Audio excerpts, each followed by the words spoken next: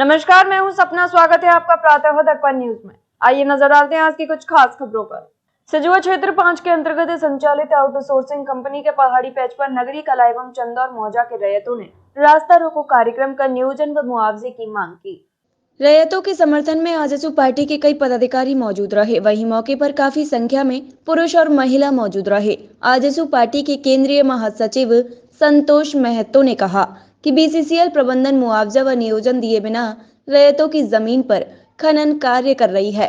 रैयतों को नियोजन व मुआवजा मिलना चाहिए। संतोष महतो ने आरोप लगाया कि बिना एनओसी के बीसीसीएल प्रबंधन द्वारा 8 एकड़ सरकारी जमीन पर खनन कार्य हो रहा है। रैयतों के साथ अन्याय बर्दाश्त नहीं किया जाएगा। बेरोजगारों को रोजगार मिले और रैयतों को अधिकार मिलना चाहिए। रैयतों को संतुष्ट करके ही बीसीसीएल प्रबंधन को खनन कार्य करना चाहिए।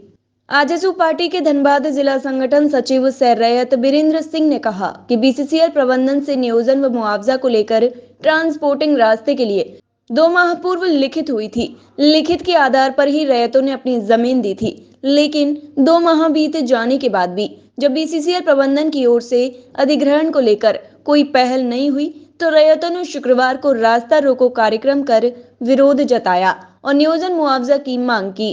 बताया कि कुल 28 एकड़ का प्लॉट है, जिसमें से लगभग सभी रैयत साथ में हैं। आगे अगर मुआवजा नियोजन पर पहल नहीं होती है तो आंदोलन जारी रहेगा। प्रातः दर्पण न्यूज के लिए बागमारा झारखंड से युधिष्ठिर महतो की रिपोर्ट। मैंने कोड़ने का काम कर रहा है, काट दे रहा है, तो कहीं ना कहीं ये जो है नियम का जो हनन है। और हम लोग आजसू पार्टी के द्वारा जो यहाँ पे आए हुए हैं और रैयतों के समर्थन में आए हुए हैं। रैयतों के साथ कोई भी अन्याय हम लोग बर्दाश्त नहीं करेंगे। उनका ज़मीन है, उनको मुआवजा मिलना चाहिए। उनका जो भी यहाँ पे सुने कि जो 8 एकड़ जो है सो सरकारी ज़मीन को बिना एनओसी लिए काट दिया है बीसीसीएल, तो रोजगार ठीक है, वो बात है, लेकिन यहाँ का जो हक और अधिकार जो रैयतों का है वो ख़त्म नहीं होना चाहिए। उनको मुआवजा, उचित जो मुआवजा है वो मिलना चाहिए। और यहाँ का जो है बेरोज़गार जो है उनको रोज़गार मिलना चाहिए। इसी मांग को लेकर हम लोग रैयत का समर्थन में हम लोग यहाँ पे आए हैं। माननीय सांसद जी भी इस पर पत्राचार कर चुके हैं, वार्ता कर चुके हैं, और उस पर भी कोई ठोस कदम बीसीसीएल के द्वारा नहीं उठाया गया, जिसके कारण आज ये हुआ है।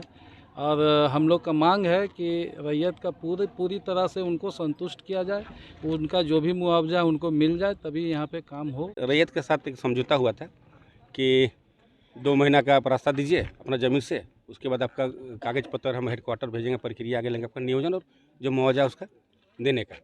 तो उसका एग्रीमेंट लगभग 20 दिन पहले फेल हो गया। हम लोग ने दूरभाष से बताया, फेस टू फेस भी बात किया हम लोग ने जीएम साहब से, तो इससे इनकार कर देते हैं, माने इस पर समय टाल मटोल कर रहे हैं। तो हम लोगों ने सूचना दिया कि भाई हम अपना रास्ता पे, जो मेरा रास्ता कोड़े उस रास्ते पर हम अपना ज़मीन में बंद कर देंगे। अभी जीएम साहब का इंतज़ार कर रहे हैं, जीएम साहब आ नहीं रहे हैं।